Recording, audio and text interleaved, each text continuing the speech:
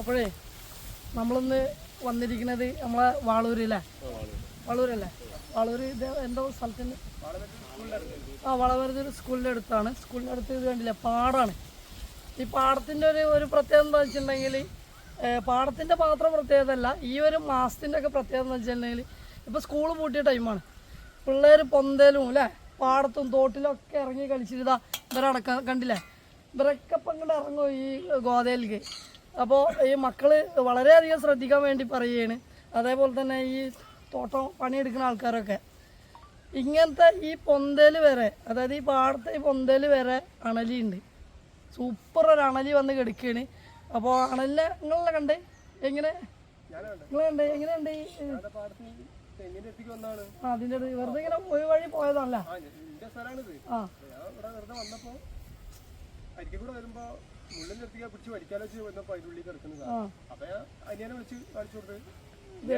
അവര് വെറുതെ അവരുടെ സ്ഥലത്തേക്ക് ഒന്ന് വന്നതാണ്. ഒരിക്കലും നമ്മൾ ഇങ്ങനത്തെ ഒരു ഏരിയയിൽ അണലി ഉണ്ടാവും നമ്മൾ പ്രതീക്ഷിക്കൂല. വല്ല സൈഡിൽ കുറച്ചും കൂടി, അതായത് മൂപ്പർക്ക് നിൽക്കാൻ പറ്റിയ ഏരിയ അല്ല, കാരണം വെള്ളത്തിൻ്റെ നനവും കാര്യങ്ങളൊക്കെ ഉണ്ട്. പക്ഷെ എങ്ങനെ വന്നതെന്നുള്ളത് അറിയില്ല. ഇനി ഇപ്പം ഈ ചരലിറക്കിയ സമയത്ത് എന്തെങ്കിലുമൊക്കെ വന്ന് പെട്ടതാവും. എന്തെന്നായാലും ശ്രദ്ധിക്കട്ടോ. അങ്ങനെ മക്കൾ കേൾക്കണ്ടോ? മക്കൾ ചെറിയ കുട്ടികളോടാണ് നമുക്ക് കൂടുതൽ പറയാനുള്ളത്. ഈ സ്കൂളൊക്കെ അടച്ച സമയമാണ്. നിങ്ങൾ ഒരിക്കലും ഈ പൊന്തക്കാട്ടിലും അതേപോലെ തോട്ടിൽ കാര്യങ്ങളൊക്കെ മീൻ പിടിക്കാനും ഇതിനൊക്കെ പോണ സമയത്തും ഈ ഇങ്ങനെ, അതായത് കുറേ പൊന്തയിൽ ഇരിക്കലൊക്കെ അവരെ പണി ഇല്ല. പല പല കാര്യത്തിനും പൊന്തയിൽ ഇരിക്കുന്ന ആൾക്കാരുണ്ട്. എല്ലാവരും അവര് പിള്ളേർ കളിക്കുന്ന സ്ഥലമാണ്. ഒളിച്ച് കളിക്കുമ്പോൾ, അതായത് മറ്റേ ഈ കളറൊക്കെ ആയിട്ടേ വലിയ മറ്റേ ഈ പോലീസ് ഇതൊക്കെ ആയിട്ട് ഇങ്ങനെ കളിക്കുന്ന സമയത്തൊക്കെ ഇവിടെ ഇങ്ങനെ അഴിഞ്ഞഴിഞ്ഞ് നീങ്ങണൊക്കെ അങ്ങനത്തെ ഒരു ഏരിയയാണ് ഇവിടെ.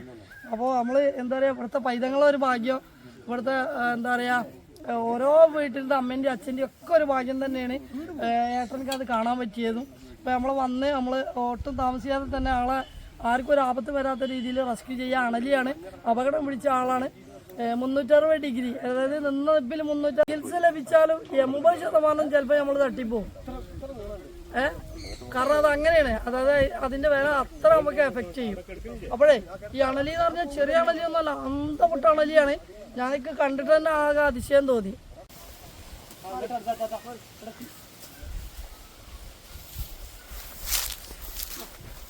നിങ്ങൾ മാറി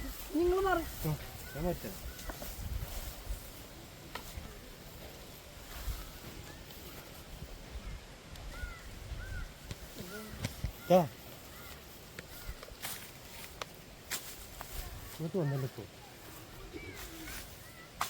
മട എന്താ അവിടെ എന്തെങ്കിലും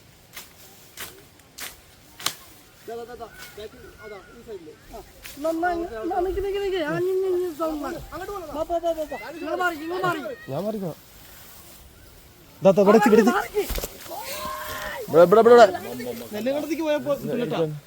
അവിടെ തന്നെ ഉണ്ട്. ആ അരിപ്പാക്ക് കൊട്ടിട്ട് അതാണ് അതന്നെ അതന്നെ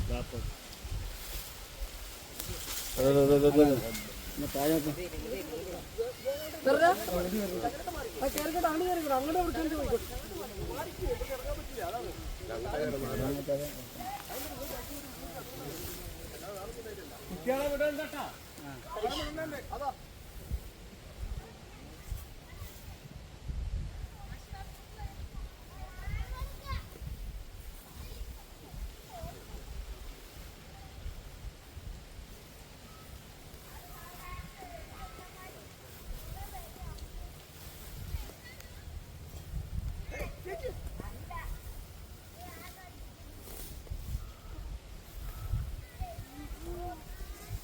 ഒരു 1.5 അണലി കേട്ടോ. നിങ്ങൾ അടങ്ങിയിരിക്കും, നോക്കട്ടെ നോക്കാൻ നിക്ക്. നിങ്ങൾ ഇന്റെ ശ്രദ്ധ ആളല്ലേ?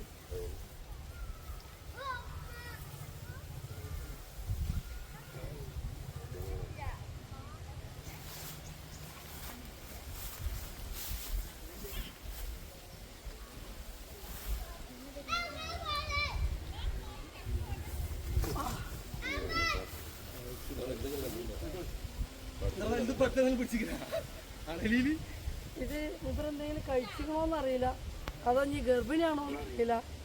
സത്യം പറഞ്ഞിട്ടുണ്ടെങ്കിൽ എനിക്ക് നോക്കാൻ അറിയില്ല. എന്നാൽ ഞാൻ നിങ്ങളോട് അവിടെ നിൽക്കല് വഴുക്കുന്ന് ഞാൻ പറഞ്ഞു. എന്നിട്ട് ഞാൻ തന്നെ അവിടെ വഴുക്കി വീണ് അറിഞ്ഞങ്ങള്. അതായത് നനഞ്ഞ പുല്ലാണ്.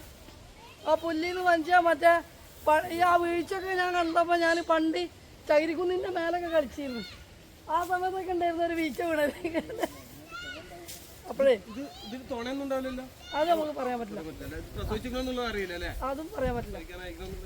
ഇത് മിക്കവാറും എനിക്ക് തോന്നുന്നത് ഫുഡ് കഴിച്ചിട്ടാണോ എന്നുള്ളത് അറിയില്ല.